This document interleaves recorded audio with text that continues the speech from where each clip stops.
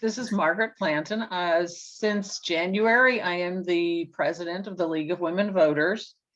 So it is my pleasure to welcome you to this community conversation. Is really the thrust of this meeting. This community conversation is for Black History Month, life and experiences living in Chillicothe, with two speakers, Garen Veras and Reverend Ollie Burton. They'll be introduced by, I believe, Tanya shortly now.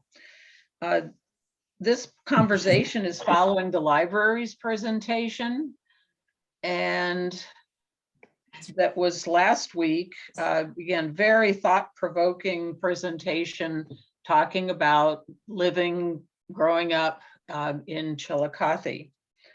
And both of these presentations are really in preparation for the June 14th community discussion with the author of Dear White Friend, Melvin Gravely II, who will be brought by the library to Chillicothe. So this is a conversation to listen, to learn, to share, and to grow together. Here at the League, Beth Workman is our program chair, and she's been part of planning this. Tanya Brown really was the inspiration for this program. Don Zarbosh and Beth Workman will be helping with questions after the discussion.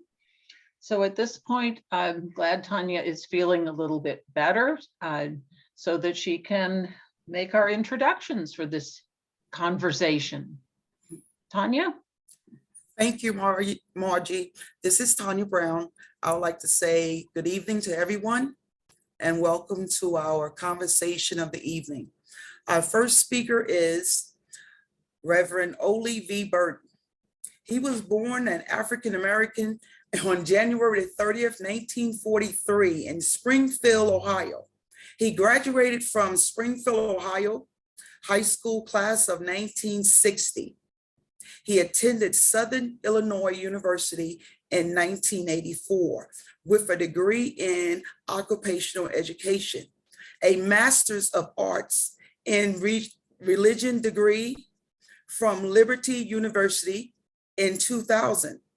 Also a Doctorate of Ministry degree from Faith Bible College and Seminary in 2003.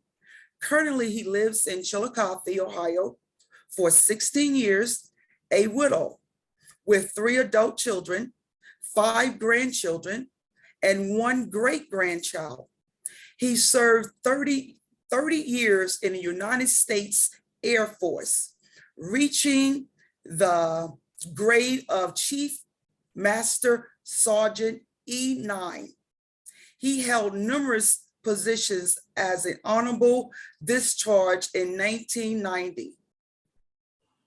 He was a past president of Chillicothe unit of NAACP and have served numerous boards in Chillicothe, Southern Central Ohio Goodwill Board, Black Improvement Committee Board, and Carver Community Center Board, and past member of the Civil Service Commission of Chillicothe, past worship master of Masonic Lodge number 6 in Chillicothe. He is currently the senior pastor of Mount Zion Baptist Church in Springfield, Ohio. Let's welcome our very own Pastor Ollie V. Burton. Thank you, Tanya. Good evening. My name is Reverend Dr. Ollie Burton. I'm the senior pastor at Mount Zion Baptist Church in Springfield, Ohio, the city where I was born 79 years ago. Tonight, I have the pleasure of sharing with you my life and the things I've experienced as a Black man while living here in Chillicothe. But before I start, I want to warn you by saying this. This is my life experience, and it's not for you to add to it or take away anything from it. And it is not to inflame any old flames, and it is not a platform for me to vent. As they say in court, are you about to tell the truth, the whole truth, so help you God? Yes, I am. I want to take time to thank the League of Women Voters, where I am a proud member, for allowing me to share my story during the celebration of Black History Month. Before I talk about my Chillicothe experience as a Black person, you will get a better perspective where I came from and how I got to this place. It all started in the quaint city of Springfield, Ohio, at the young age of 9, which I will never forget as long as I live. While riding on the local city bus, I noticed as I entered to drop in my token that all the Black people were sitting in the rear where they had to exit out of the back door when they came to their destination. Or if a white woman entered the bus, whether young or old, the Black men had to relinquish their seats to them. That's when I began to ask questions, why? I was totally shocked to their response. Later, to find out when a couple of my friends and I would venture downtown every Saturday morning to see the all-day cowboy matinees for 10 cents at a local cinema. But we would always have to sit up in the balcony as if we had leopard disease. And there was one theater called the Liberty, which wouldn't allow any Blacks to enter at all. Now, wasn't that a strange name to have Liberty, which does not live up to its name? Nor could we as Blacks sit down and eat at the counter of Woolworth's 5 and 10 cent store. I begin to wonder, is there any other towns like Springfield that has these rules in Ohio? I thought I lived up in the north where they called it the land of the free. Yes, Springfield was becoming a place where I felt very uncomfortable and I couldn't wait to leave. My dislike for white people had worsened, and the Blacks appeared to be, to me, contented with this lifestyle. I finally graduated, as Tanya said, in 1960 and left immediately for the United States Air Force, where I ended up serving 30 years to my country. I said to my country reluctant because I had the personal experience of witness racism at its lowest level in the military. Because all of my superiors were the leftovers from World War II, and they were from the Deep South, and the majority was related. Yes, you could see nepotism was at its worst. Yes, I served in Vietnam and other foreign countries, only to be treated worse than I have been treated in the United States because of what the stories that were told about us Black people from our white military men that planted these seeds of hatred years ago. And it pains me to continue because nothing has changed even today in the military.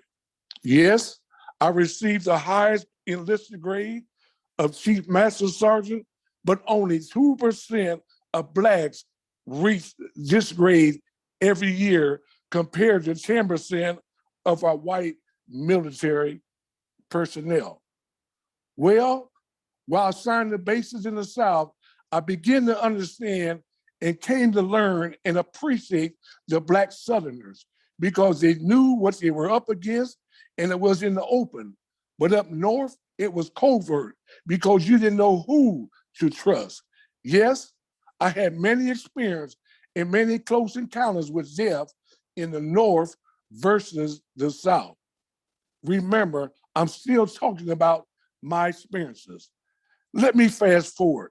When I retired from the Air Force in 1990, I ended up living in the Washington, D.C. area, residing in Maryland, only to discover where all the white people, where were all the white people at, because it was a predominantly Black county with the name Prince George, which at the time was where the wealthiest Black people resided in the United States.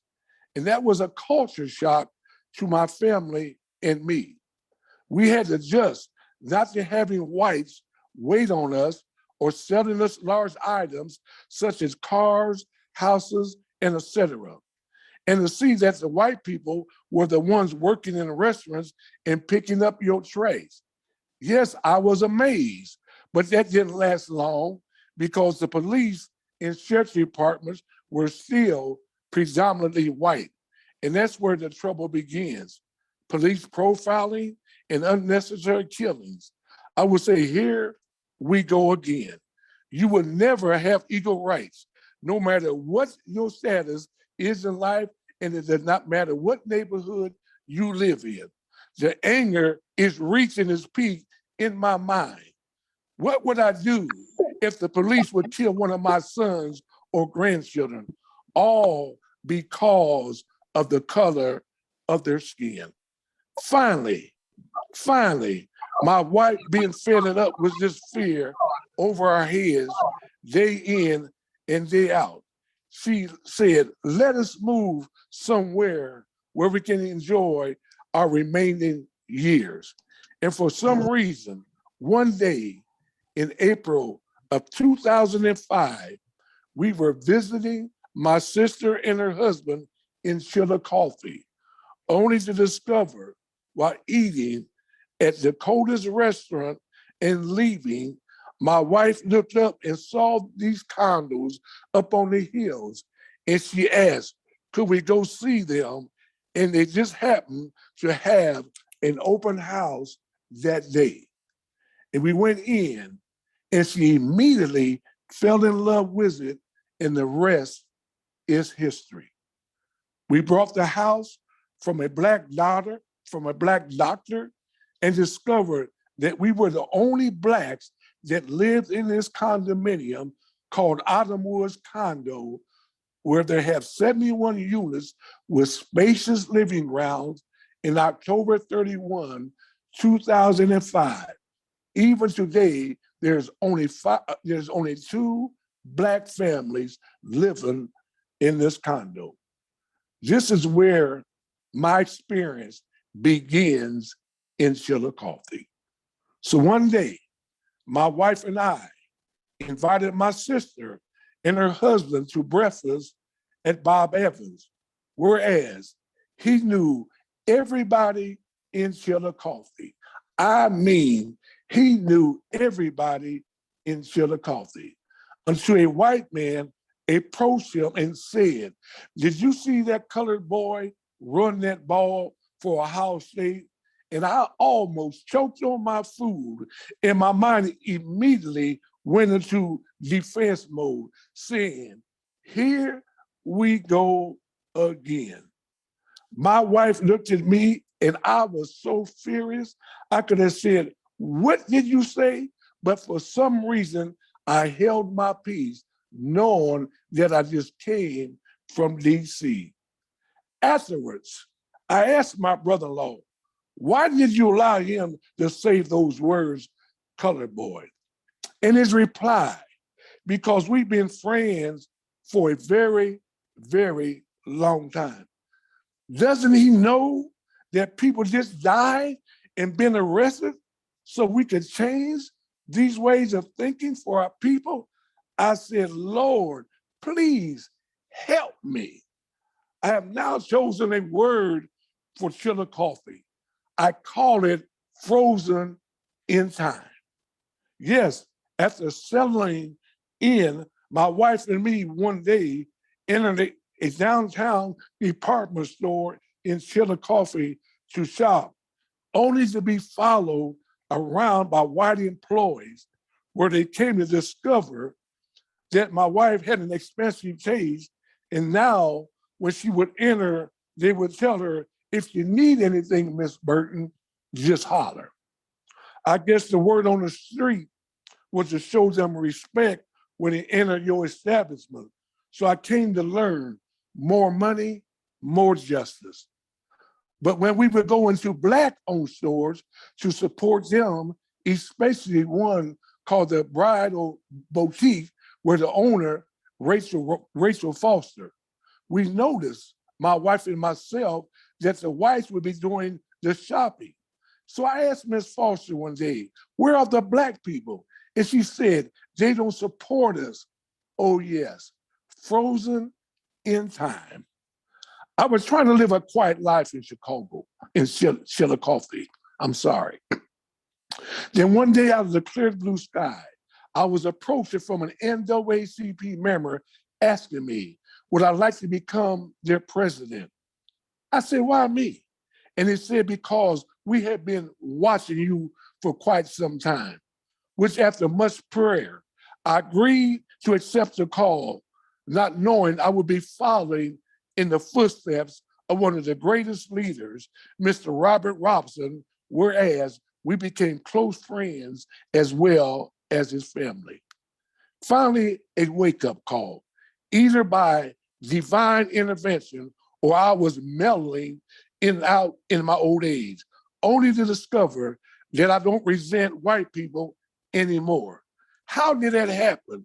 With all that I have experienced of racism and abuse, I told myself, that's not fair. Living in a place that is predominantly white, Black don't like Black outsiders because to them, we are transplants, which is me. Yes, Chillicothe is frozen in time. Their motto is we are not country bumpkins, and who do they think they are? You have to earn their respect, in which I did, but I'm still an outsider, and I know that, and I respect that because this is a close-knitted community, and to have nothing change today. Can we all just get along? Nobody seems to shake anything up. They seem to go with the status quo. No Black police chief, no Black fire chief, no Black mayor, no Black school superintendent, only a few Black school teachers, no Black hospital administrators, and so on. If this isn't frozen in time, then please tell me. I call it the Black rocking chair syndrome. After retiring from the Meade, Kenworth, Adena, and other places that they worked, they appear to go into hiding, never to come out again and get involved in community affairs. It's just amazing. And remember, this is my experience living in Chillicothe, and I love it and would never consider moving any other place. I want to give thanks for listening and thanks again to the League of Women of Voters, and God bless you. Thank you so much, Reverend Oli Burton. I enjoyed hearing your story. Next up, we have, sorry, finding my notes here. We have Garen Veras. Garen was born and raised in Chillicothe, Ohio, where he graduated from Chillicothe High School with the class of 1981. While at CHS, he was a member of the National Honor Society, All-Ohio in 3 sports, football, basketball, and track and field, and involved in the Spanish Club and other student-led organizations. Garen earned a full athletic scholarship to Stanford University, where he earned a Bachelor of Arts degree in political science and participated on the football and track and field teams.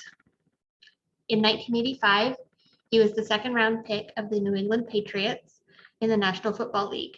In his rookie season, Garen was a starting defensive end in Super Bowl 20. After an 8-year career in the NFL, Garen entered Boston College Law School, where he earned his Juris Doctor in 1998. Garen spent a short time as a contract advisor for prospective professional athletes, and then turned his attention to collegiate athletic administration. He spent time at 5 NCAA collegiate institutions, which included Stanford University, Marquette University, University of New Hampshire, and University of Massachusetts, Boston, and was the director of athletics at the Massachusetts Maritime Academy. In 2005, Garen was appointed the Director of Recreation for the City of Boston, Massachusetts, by then Mayor Thomas Menino. In 2020, he earned certification in diversity and inclusion for human resources from Cornell University's School of Industrial and Labor Relations. He has received a real estate license in both Massachusetts and Ohio. He is currently very active in community organizations such as Cheryl's House of Hope in Chillicothe, Ohio, Special Olympics of Central Ohio, and the National Football League Players Association of Central Ohio. Garen currently is the Recreation Director at the Jewish Community Center of Greater Columbus, Ohio. Welcome, Garen. Thank you for being here. And I'll need you to unmute.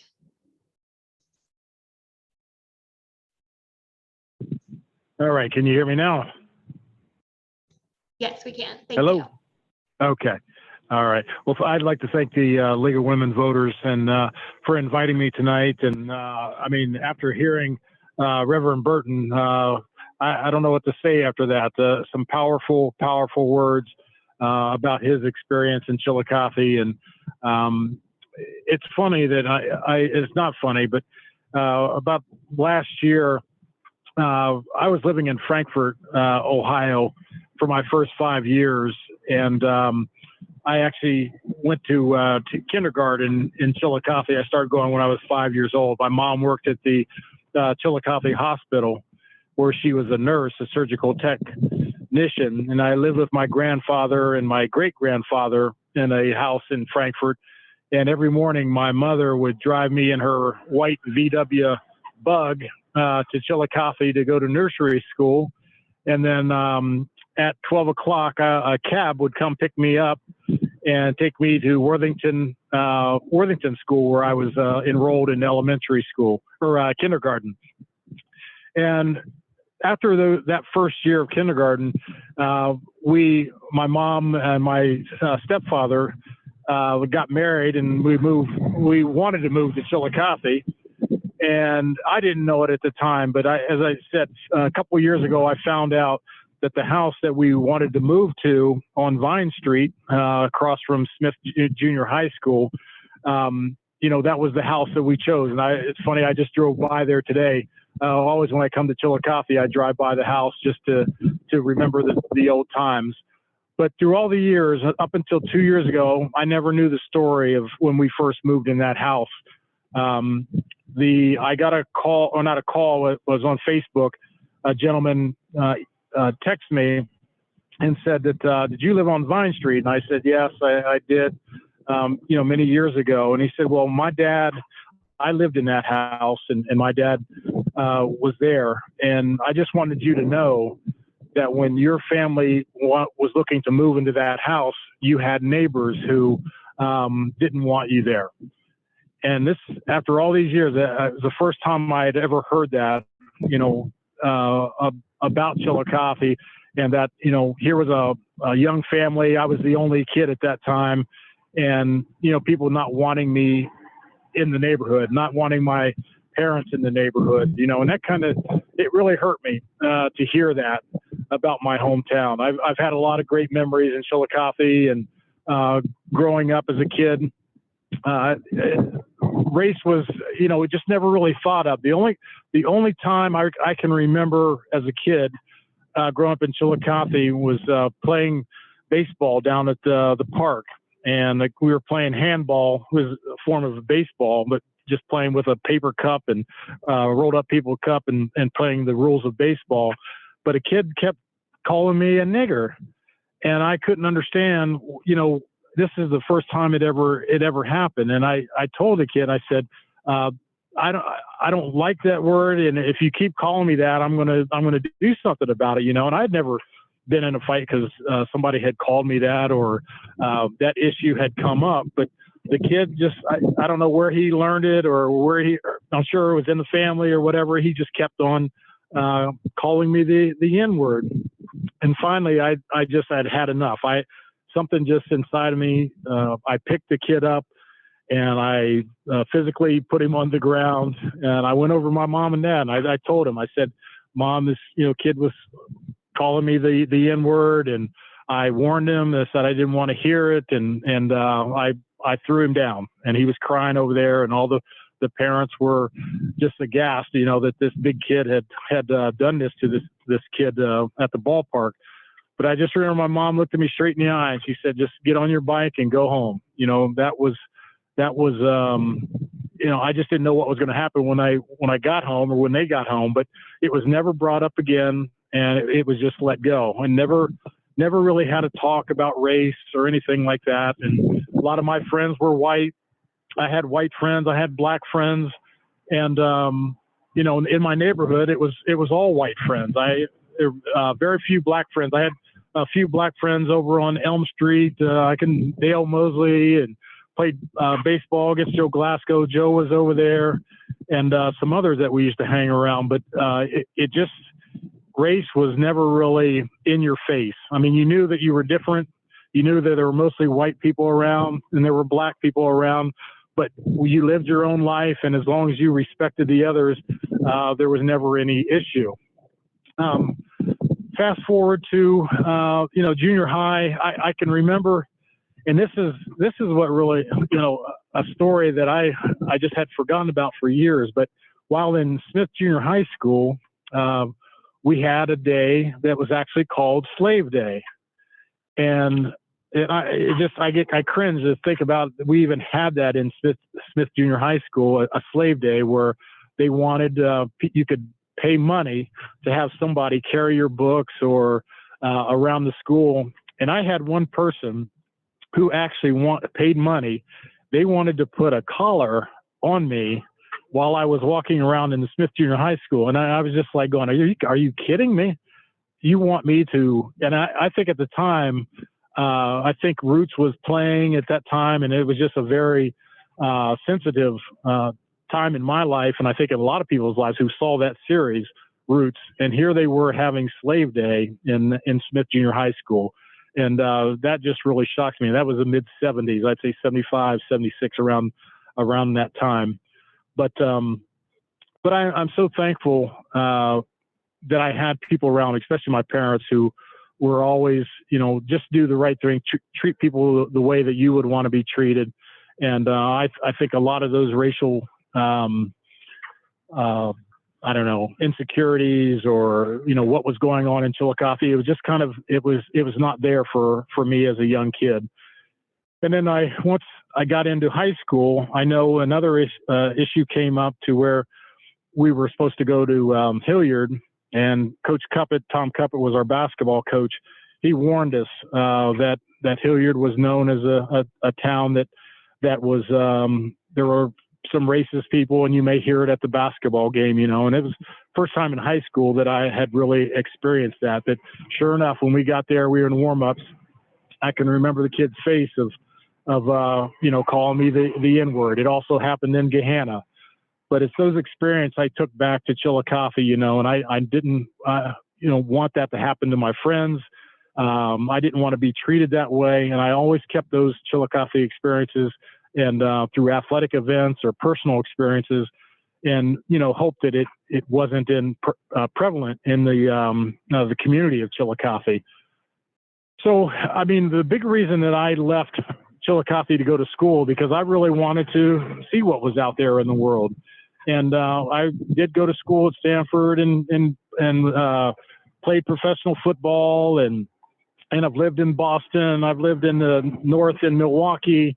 I've lived in San Francisco area, and I've really emphasized the diversity of people and the good in people.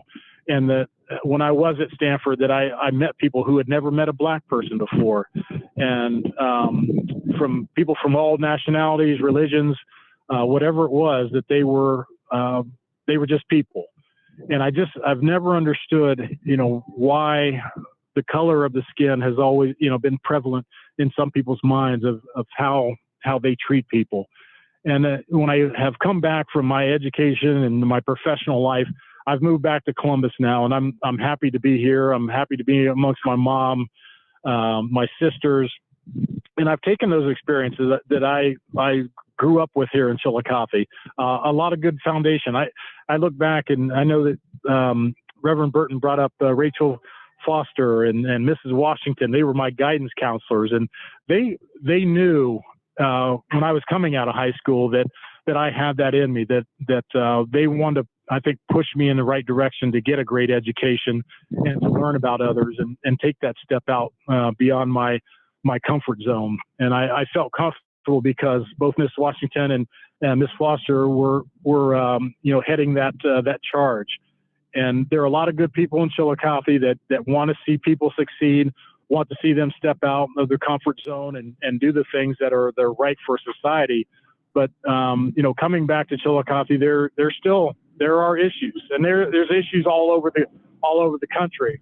But it is the same town that I think I grew up in. It's not a whole lot has changed. I think there are some people who have learned over the years how to accept people, but there are still people who have that rooted anger about people who are different from them.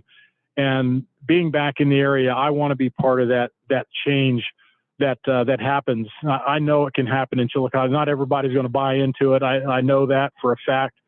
But through my personal experiences of dealing with people and talking to people and confronting people if necessary, I'm not afraid to do that. That we have to learn from each other, and I think this is a great forum that Chillicothe has to grow up. I have been disappointed in some of the things that when I came back as athletic director at Chillicothe High School, some of the things that I saw, the opportunities afforded to others that I didn't agree with, and it was one of the reasons that I left. I think as a black man, a strong black man, that they weren't in a position to handle that and didn't want to handle that. And I think that, in my honest opinion, I think that the academia and the athletic programs, they're still not on board with having a strong black man in charge, or a black female, whoever it is. I think there are some serious problems that have to be addressed. And in these political times, there are definitely things that need to be addressed in Chillicothe before we move on. But I am thrilled to be part of this program tonight, and I'm going to continue to be involved in Chillicothe, and I'm going to do everything I can to help open people's eyes in Chillicothe. I was actually here earlier tonight working on a project to try to help all youth of Chillicothe get a better education, get a great foundation for their path, either whether it's in Chillicothe or outside of Chillicothe. We have to do a better job for our young people, and that starts with education. So once again, I'm probably rambled on too long, but I want to say this is a great program, getting some things aired out in the open, and hopefully that people who have listened to this tonight get a true perspective of where we are, and take a look inside of yourself. Are you that person? Are you that person that denies somebody else because of color or their origin or their what they do in their life? Or are you going to, take a stand and make sure that they have an opportunity just like everybody else? So thank you very much for the time, and wish everybody a great week. Thank you very much. Thank you so much. Wonderful. And I think somebody had a question. So Dawn has her hand up to. Yes, I'm going to deliver read the that. question. In the book, and this is for both Oli and Mr. Burton and Mr. Barris, if you could answer it first, Mr. Burton, since your name starts with a B. In the book, Dear White Friend, the author states that equality has been the law for 50 years, but not the reality. Equity means to acknowledge inequalities and enable people to pursue their version of the American dream. How do we move from equality to equity? That's a good question. It all starts for equity. It starts at the top. We can protest, we can march, we can do everything out there for equality. But when it comes time, even for Black men and women in general. It seems that the playing field is not level, and and we all see it. We have been complaining about it for years, and you can let me move in your neighborhood, you can let me do things as a Black person, but if you don't give me the equity, that doesn't mean anything, because I'm still living at the level where you still want me to be. And once we understand and achieve that, and once everybody is on the same page for equity, then I think the United States would be a better place to thrive in. It takes money, equally, not just because of the color of your skin. When I go into when I was working, at least one thing in the military, you are equity because everybody's on the same pay at the same rank. But when I became a civilian, I noticed that I had the position, but not the same pay. Now, how we achieve that, you might take government intervention, but that's my outlook on that. And I don't know, am I unmuted, or this is Garen? Yes, we hear you. Okay. I think that, it does start at the top, and it's our government, it's our educational system that, if you do not give our young people a equal opportunity to make themselves better when they're young, we're going to continue on this path of inequality forever. I'm a firm believer in education, and it's just something that has to happen. And I'm surprised every year, we hear elections, nobody's talking about education. Nobody. I mean, it's unbelievable. When I was living in Boston, the Boston Globe, if you look it up, there was a series they did a couple years ago, I think about a 6-part series. They talk about the inequalities in Boston. The average wealth for a white person in Boston was like, and this is wealth. This isn't salary or income. This is their overall wealth was, a couple $100,000. And the average wealth accumulation of a Black person in Boston was like $48 or something like that. It was just so astronomical difference. And you can work your butt off, but if you have inequalities such as that happening, you're going to continue to be on that path. If you're not provided that educational opportunity, if you're not given that promotion that another person gives because of the difference in their skin color, it's going to keep happening and happening. And we have to hopefully, we keep saying we're going to start, but it has to happen soon, or we're not going to move anywhere. Can I say one more thing? Garen is right. Education is the most important thing, but coming from a Black family, and even that we know today, we spend more money on building prisons and knowing in the education that a Black person in the 3rd grade, if they don't receive the proper education, they are earmarked for one of those jail cells in prison.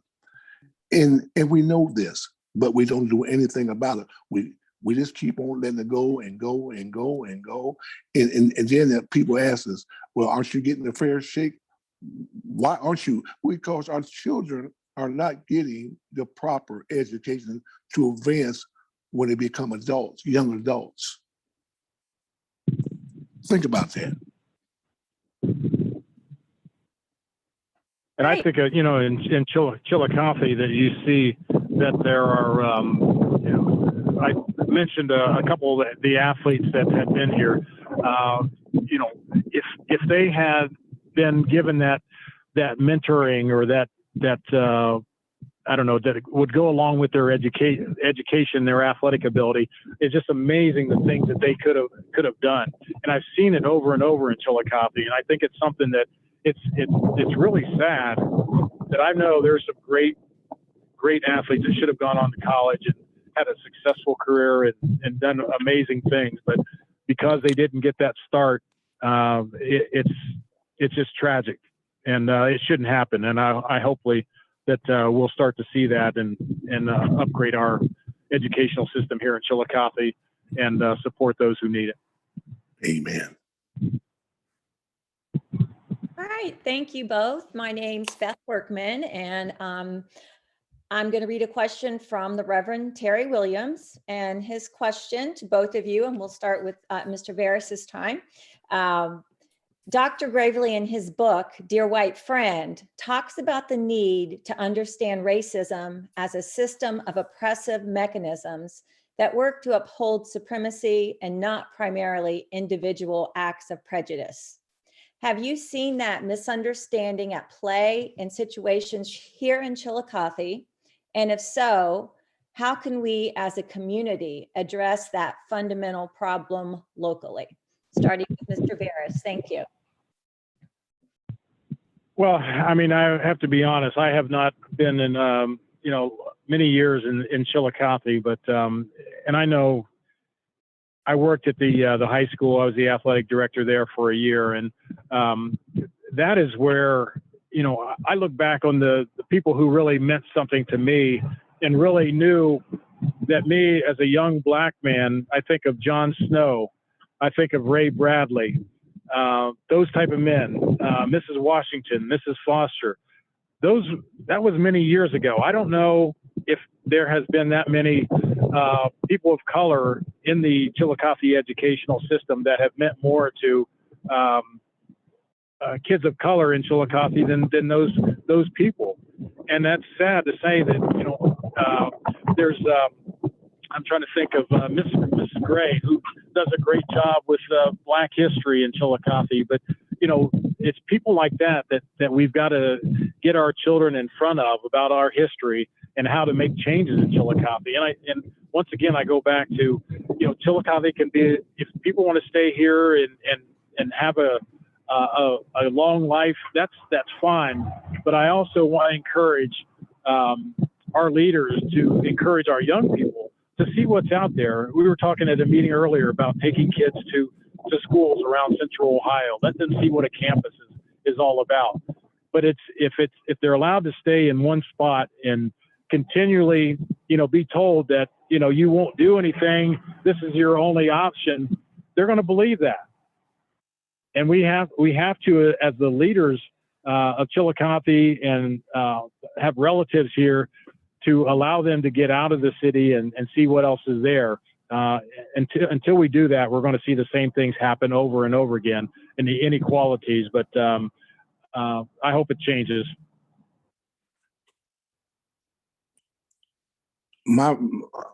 I've been fortunate since I've been living here in Chillicothe, and I'm responsive to Dr. Terry Williams's question.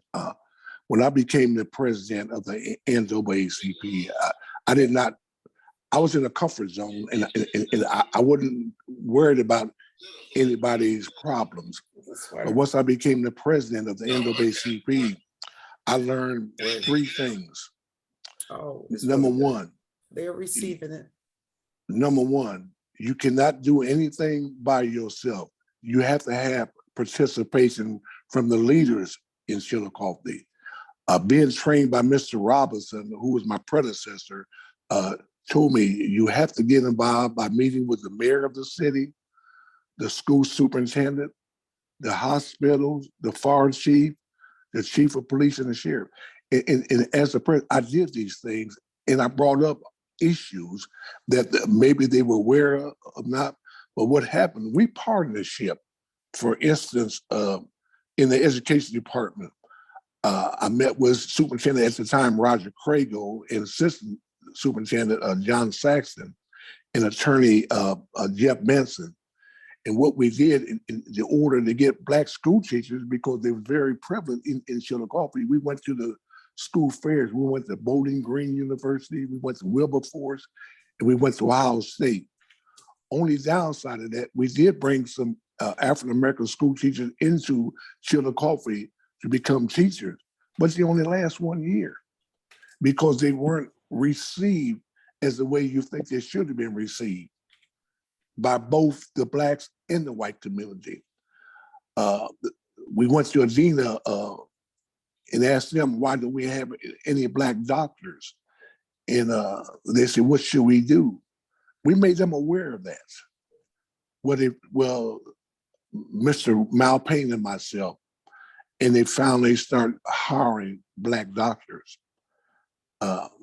Predominantly, most, when I say black doctors, to me, they seem to be more of the African, from Africa, or from India, or from other countries besides the African Americans that were born in the United States. But that's what it takes the whole community to make sure everybody is on the same wavelength for equality. And I'm a firm believer in that. And our new president, Adrienne D'Souza, she is doing the same thing, make sure that we're on top of it. Because if we let this slide back, then we'll start all over again where we were at. And I hope, Rev Williams, that answers your question. I have a question for both of you. And the question is, where do you think critical conversations begin? Churches, coffee shops, schools? You know, where is the most impact made? Well, let me answer that. The most prejudiced time in the United States is 11 o'clock on Sunday. Did y'all hear what I said? The most precious time in the United States is 11 o'clock on Sunday. You go to your church, we go to our church.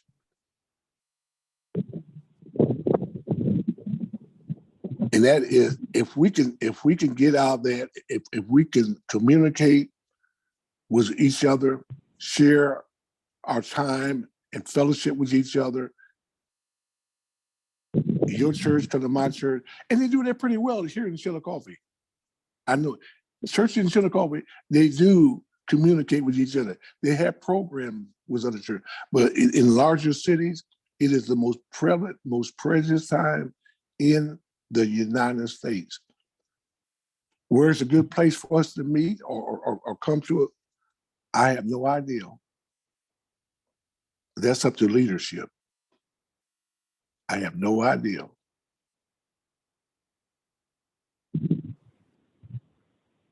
Yeah, I would. I don't know. That's a tough question. It really is.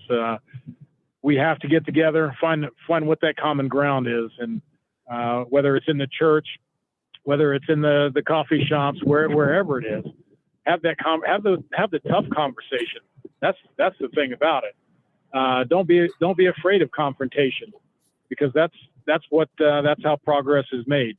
You know, Reverend King and just all the protests of the 60s, what we're going through now, a new resurgence of we want that equality, and it doesn't matter where it is. The streets of Boston, marching with the after the George Floyd shooting. No, doesn't matter where you're at. You don't have to be in Minneapolis to be upset. You can be in Chillicothe, Ohio. Be downtown. Be in a church. Talk about it in church. Talk about it at the dinner table. If you just let it slide by, it's going to continue to happen, and we've seen that happen. And I love the discussion of having. That's why when I went to school, and it just, my mind was, you know, why do they think that way? Why are they trying to keep you down instead of, you know, being the best that you can be? I've never understood that notion that somebody is better than you, maybe because they have a little more money than you. They may be a little more, they may be smarter than you. But the thing about it, everybody's an individual, and we have to get to that point where we just feel that we want equality. We want to feel good about ourselves, and that we're not going to be held down because of something that we don't look like or we don't have enough money. It doesn't make sense to me. It never has. It's strange that you asked that question, because today I read on on Facebook where it had a statement where a white preacher was saying he went to a black church and talked about racism, and what can we do about it? And the response was, well, what you need to do is go to the white churches and talk about racism. And I think that would be a great way to start. Talk about racism in your churches, and and I read the book Dear White Friend, and just like to say, every white person is not a racist, and we need to come to understand that. In the book, it says they're beneficial bystanders. And reading this book, it changed my whole outlook. So I wish everybody had an opportunity to get this book, Dear White Friend. And I think it would change everybody. I'm talking about everybody's outlook on race. I told my church about it, but that's a start. Well, hopefully a lot of us will be reading that. I haven't read it yet, but I will have it done before June. This question is for Mr. Veras. Do you think the discussion on the lack of Black coaches in the NFL will help change the situation?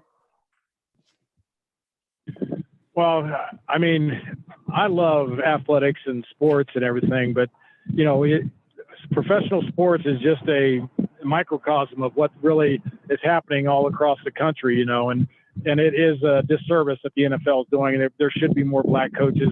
70% of the National Football League is Black.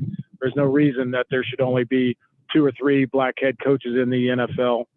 That's what's happening in our society. I think just because so many people like professional sports and it's on TV, gets a lot of play, but the real action is on the streets in your communities. That's where the problems are happening, that the inequalities are happening. Forget the NFL. It's a small part of what's happening in America right now. So, it happens in your city council. It happens in your student council at high school. It's happening in the grocery store. It's happening where you work. It happens all around you. And as I said, professional sports is just one aspect of that. It gets way more playtime in the public eye than it really should. We should have TV cameras in our city council meetings, blast all over the TV about the decisions that your local government are making here in Chillicothe. Make your city councilmen accountable for the decisions they make. If they're making decisions that they say one thing one week and then turn around and change their opinion the next, do you want that type of government? Do you want that type of activity in your community? I know I don't. And, that's where it has to start. So it's about confrontation. If somebody treats you wrong and inequitable, don't be afraid to reach out and say something about it. Just like the coach in the NFL did. He's probably not going to coach in the NFL again because he took a stance and said that this is wrong. And we need more people to stand up like that are willing to take that chance for the betterment of their community and their own personal mind. I have a question and I'm going to say it's from Tammy, because Tammy has been working as a League of Women Voters person for 10 years to try to pass the Equal Rights Amendment. And she says, thank you to Reverend Burton and to Mr. Veras. One of League's issues is advocating for adopting the Equal Rights Amendment into the Constitution. Can we count on both of you to ensure your sisters are protected by advocating for it? Here.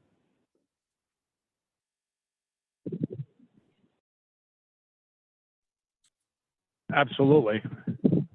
That my equal rights for everybody, no doubt about it.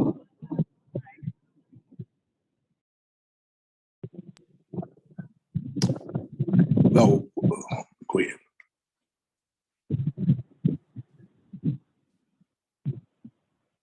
Is he still talking? No, I'm not. Okay. If I got the question right, you say, do I believe in equal rights for my sister? Is that the question? Yes, that's kind of what Tammy asked, and you were saying, a lot of us that joined League did not realize that women did not have equal rights when the Equal Rights Amendment was not passed for gender. And it was a big wake-up call for a lot of us. And I your words of it could all go the other way. If you study history of women's rights, that's definitely something that can happen also. But yes, do you support the Equal Rights Amendment? That's what Tammy is asking. Oh, I can speak to that. Absolutely, 100%. Equal rights should be free. I mean, first of all, I look at people as human beings, men and women, equally. And as a pastor, and God created everybody equal. And what irritates me more than anything when we do talk about equal rights, the Supreme Court or Congress, what gives men a right? What gives them the right to decide who's equal? What gives them the right to decide on women's rights? And that infuriates me more than anything. I think all women, all people should be equal in every spectrum of their lives, up and down the chart.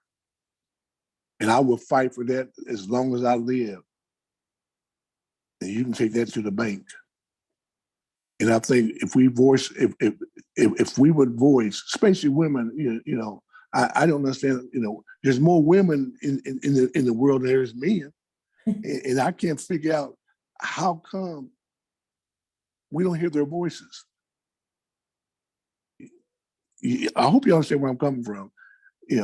The silent majority is not going to ever win nothing. Everybody, I'm about to lose my. I'm on my cell phone, and I'm just getting ready to lose power. So I'd rather cut off now when I can say I appreciate the opportunity to be with the League of Women's Voters, Reverend Burton, and everybody out there. Keep the fight alive. I'm going to keep it alive, and if I can help in Chillicothe in any way, I'll always be there. Chillicothe has a lot to work on. There's no question. There's a lot of great people doing some great things, but there's a lot of room for improvement. And I hope that all of us will take action to see those things happen, see our kids have an education they can be proud of, parents can be proud of, and start a whole new generation that believes that they have an opportunity to be the very best that they can be, and that those inequalities will be cut up, and we can all live together in prosperity and faith, love, and happiness. It can happen, but it's going to take a lot of effort. And I hope you'll join the League of Women Voters and myself and Reverend Burton. This has been fantastic. Thank you for the opportunity. And any other programs come up, please make sure that I'm involved. Thank you Thank so much, you. Aaron. Thank you so much. And we're looking forward to hearing more from you in the future, and hopefully you'll hear more from us too. Thank you so much. Absolutely. Thank you. Thank you. And Thank you.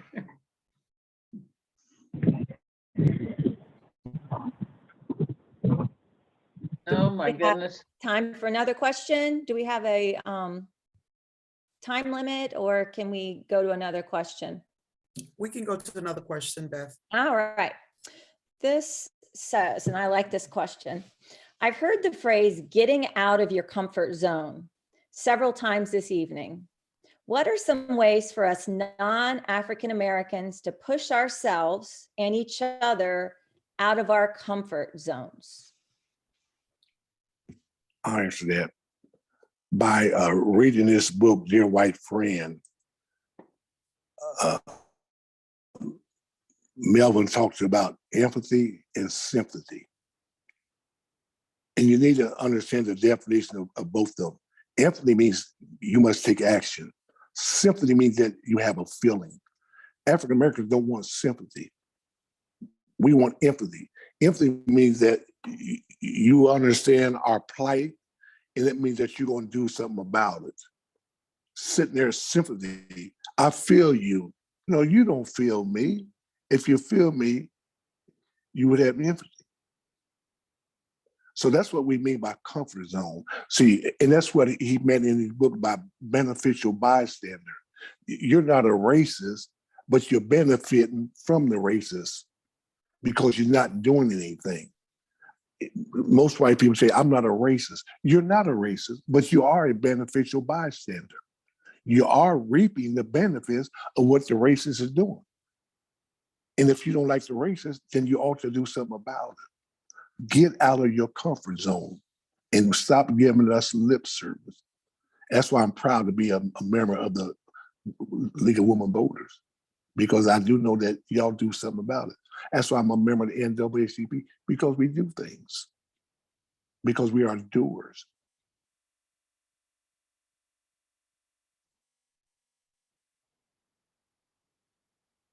Do we have another question? Yes, we have one other question, and this probably goes to Liz. Where can we get a copy of Dear White Friends? Is Liz there? Yes, Liz is here. You can get a copy of Dear White Friend at any of the 9 locations of the Chillicothe and Ross County Public Library. There are also copies at the Ohio University Chillicothe Library. So if you use that library, you're also covered. You can check it out digitally through the Chillicothe and Ross County Public Libraries access to the Ohio Digital Library. And I just shared a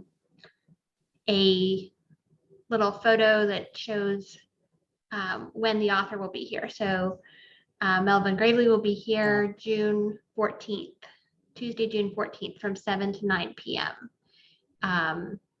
Is the community forum. Could I mention something too that while everybody was talking, I got on Amazon on my phone and ordered it. And I will say So Wheatberry also, you can order Yes. from Wheatberry. it And was $21.99 for. Yeah, I there just were ordered. copies at Wheatberry last time I was in there, so it can be purchased there. When I ordered copies for the library, I ordered 100 copies to go into circulation through the library, and then an additional 100 copies just to give away.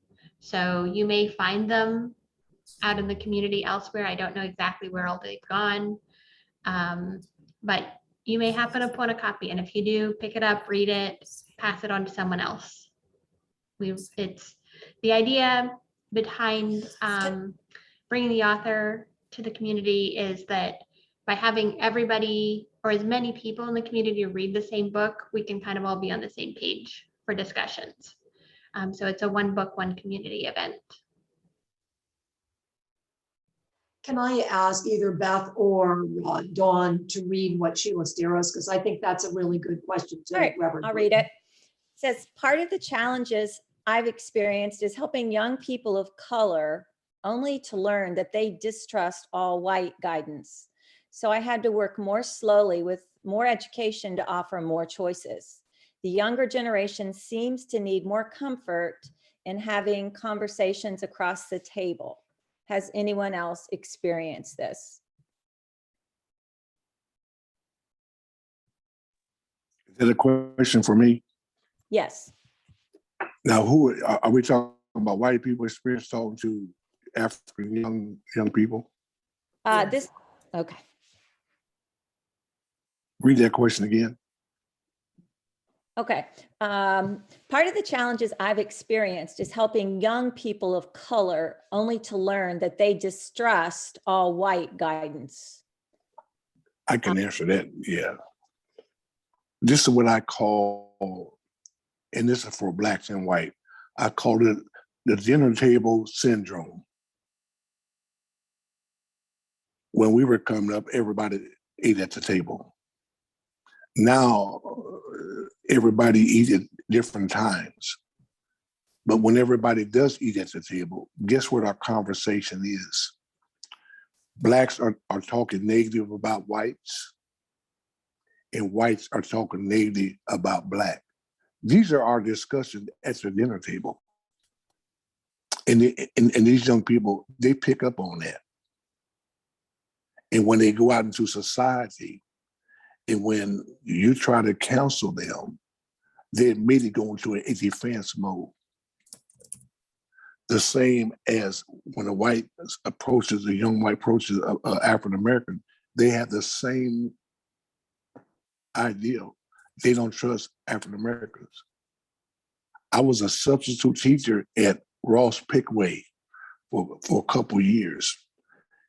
And I couldn't believe it.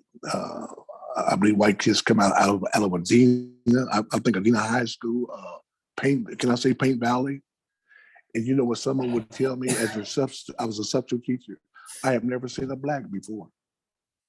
I could not imagine that.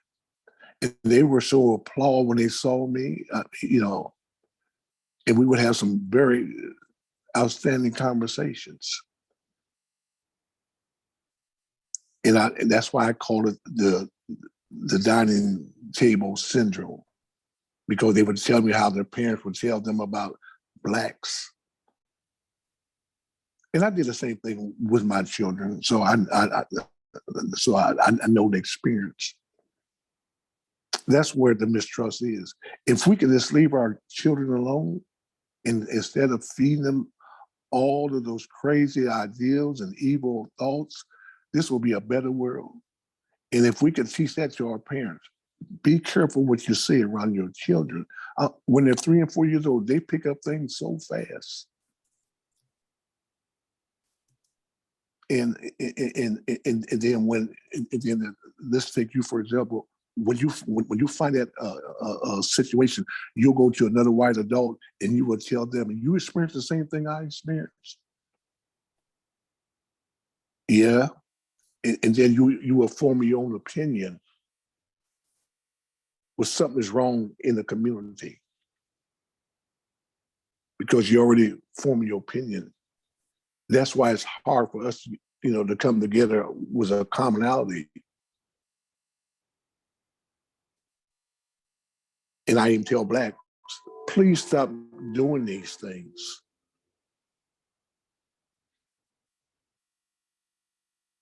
That's my response. Stacy, you have a question?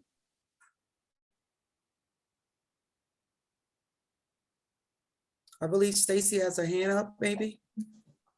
Yeah, I just want to piggyback on that. First of all, Black kids have hundreds of years worth of history to teach them to be, to maybe not trust white people. So I think there's a valid reason there. But also, Reverend Burton talked earlier about empowering Black kids to become teachers and physicians, and to get them in those spaces as well, so that kids have somebody that looks like them. I think that's really important. That is very important. That's why we try to hire Black school teachers. You can go to school all you want. If you don't see nobody like you, you begin to lose trust. But when you see somebody that looks like you, from adult perspective, that raises your level of for your grades and things, because you don't mind going to school today, because you're gonna meet Mr. and Mrs. Jones. They're gonna guide you along the way. But most of your white teachers, they're not gonna guide no Black student. I mean, they're not gonna put them. I hate to say that, but it's the truth. They're not gonna take time out to tutor or notice that Black child is an exceptional student. That's why we have to encourage, and that's why we have to let our superintendents know that we need Black school teachers. That's especially for the legal. We have to go to the council meetings, and we have to voice our opinions. That's where empathy comes in, because you can feel the same thing. I mean, you feel what we feel. And we know when I counsel people, you already know what the answer is. You just have to draw it out of them.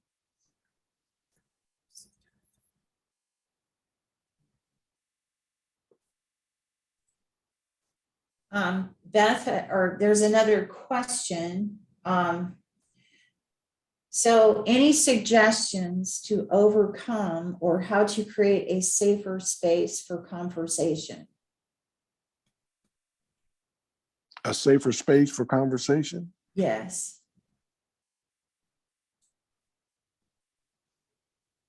A conversation, I mean, if we're talking about adults, I mean, we should feel free to say anything.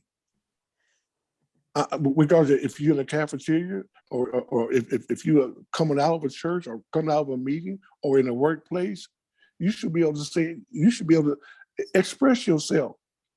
I mean, if you see me coming and you tell me I don't like Black people, I respect that. At least I know where you're coming from. But when you don't like me and you hold your feelings back, how am I supposed to know that? That's like this in the book, Dear White Friend. That might be your norm. See, everything was in the book. It talk about norm. Your norm is you don't like Black people, and I can't change your norm because that's your norm. Black people don't care about white people not liking them. You shouldn't worry about me not liking you. That's a misconception. White people think Black people don't like them. That's the misconception. We don't like your ways if you're racist.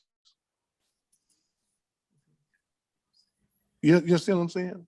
And you might like, to me, a Black person can't be a racist. To me, how can I be I'm not the superior. But we can take it. Well, you're a racist. Who am I racist against?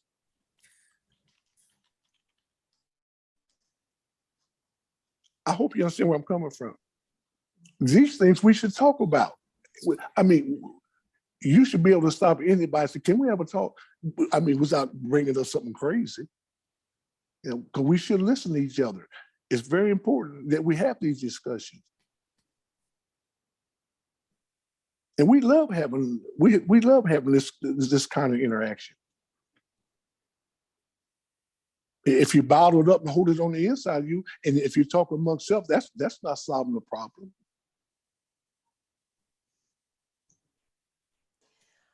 I think we have a question from Michelle. Mhm. And I want to thank Michelle for being on. I invited Michelle Valentine. She works at Adena Health System. So you there, Michelle? You're muted. Can you hear me? Yes, there you go. All right. Sorry, we've only been living in this virtual world for 2 years and I was still muted. I can't agree more about having the conversation. And thank you, Ms. Henshaw, for inviting me. I am the Director of Diversity, Equity, Inclusion at Adena Health System. It's a new position, the first time ever since we were founded in 1895. And so we can sit in a space and put shame of not having this type of position. I celebrate it because we could go on forever and not have this position. So in the last year, I have uncovered, celebrated, and simply had the conversation with many caregivers at Adena. So I could not agree more with Reverend Ollie. It starts with a conversation.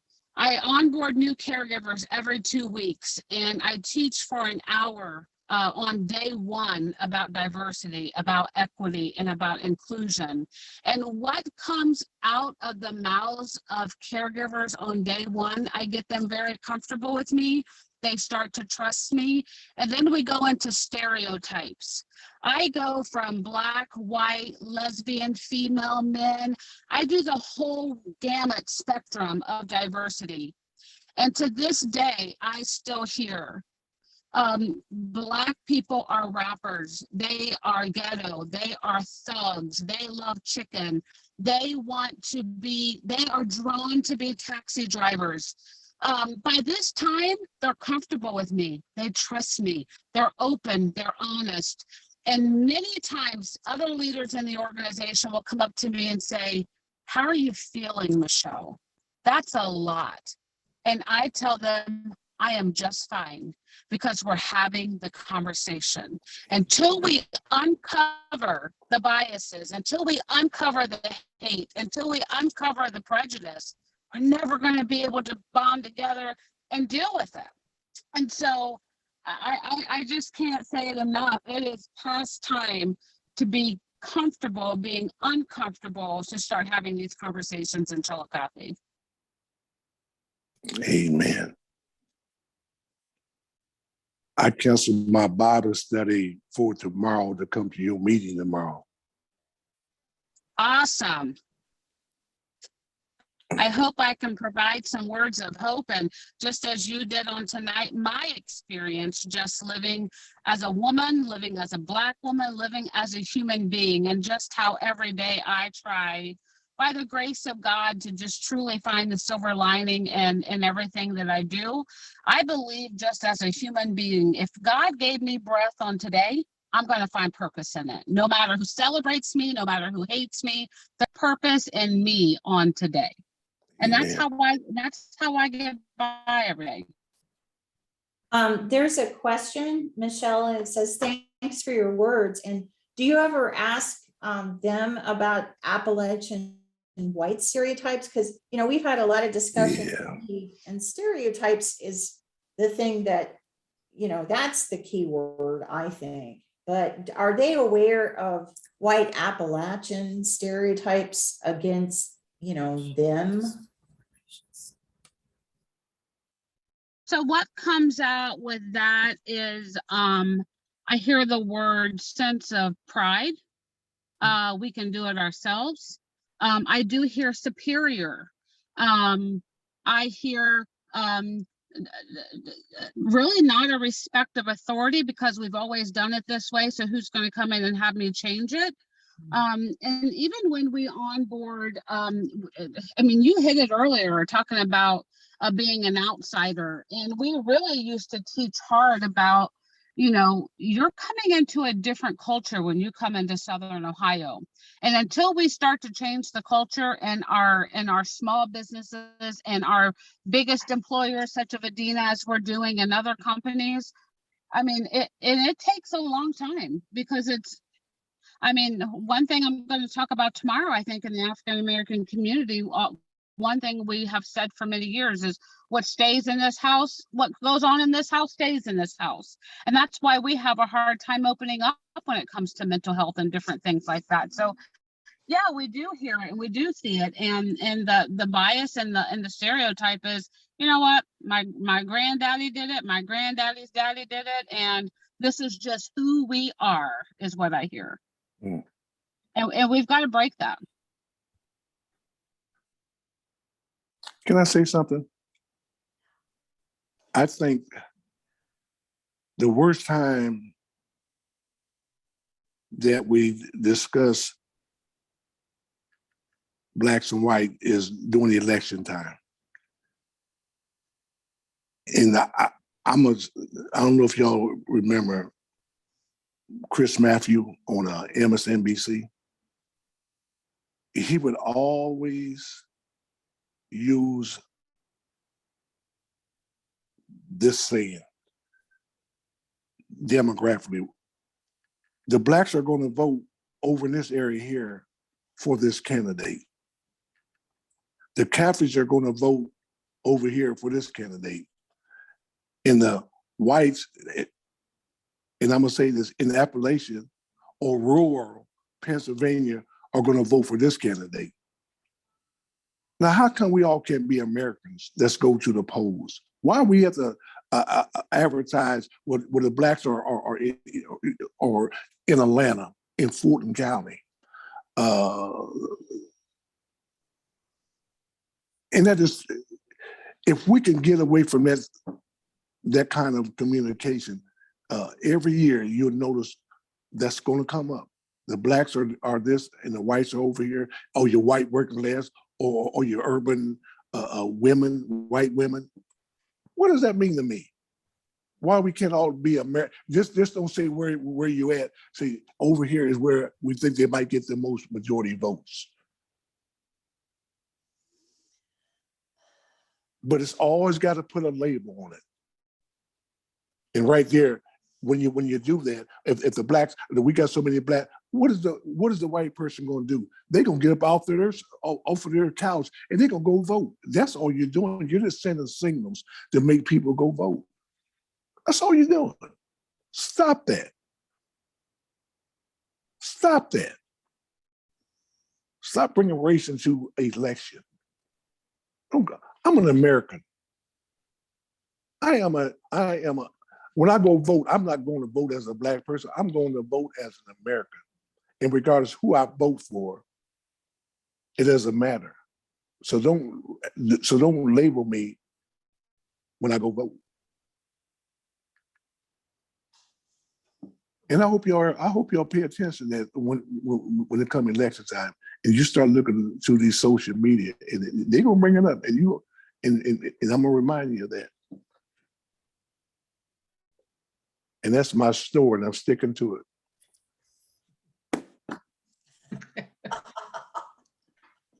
The labeling is probably the easiest. Throw a label at somebody, at something, at an issue, and it stops conversation. Yes. Unless we're willing to say, wait a minute, let's get past that label and let's keep talking. Thank you so much for keeping this conversation alive. We all need to continue it. I think we're seeing maybe some more ways we can keep doing this. We have some other ideas brewing that we're trying to put together to help, because to have civil conversation, which has gotten very hard to have these days, is maybe even more of a challenge than it was a few years ago. And we have to, because we need to continue to work together to be the best we can be for everybody. It's quite a challenge we're in right now. Are there any more questions? We've scratched an awful lot of surfaces and opened lots of lines of discussion. I don't really want to stop unless we're really, the questions have come for the moment, but there need to be more questions and answers. I don't think there's any way to capture all of the information of people who are on tonight that are not league members, but I would encourage all to understand that we do continue these conversations. We don't know yet what the next step is, but one of the things we talked about at the board meeting is either planning a couple of actions, whether they are coffee shop conversations or whether it is a follow-up discussion or some small group at somebody's home, whatever it might be. There will be follow-up because we want to be more prepared before June to engage in those conversations.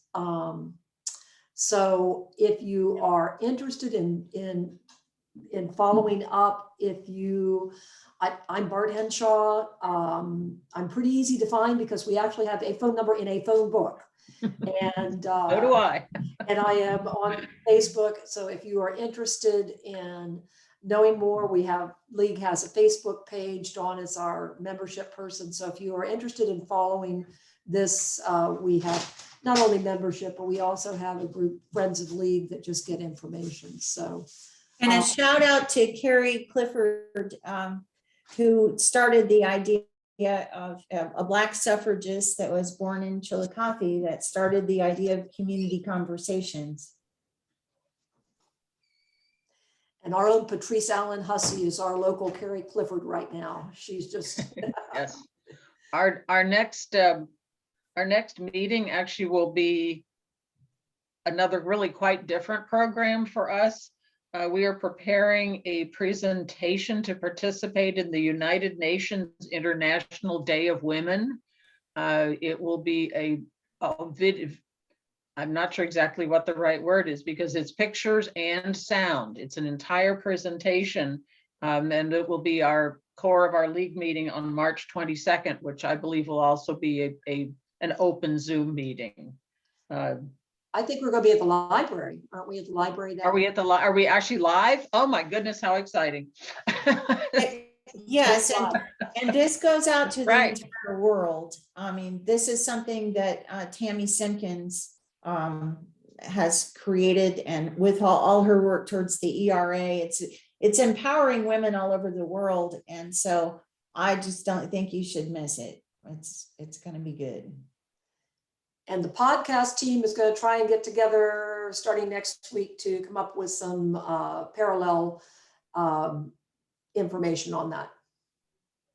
On that and on Yeah, our League of Women Voters side, which is good access to voting information and government information, will also be following through in new styles. We're learning new things all the time. Thank you all so much. And Reverend Burton and league members putting this together, and visitors and guests, come again and join us and continue the conversation for the betterment of all. Thank you. thank Thank you. you. Have a good night. Yeah, you too.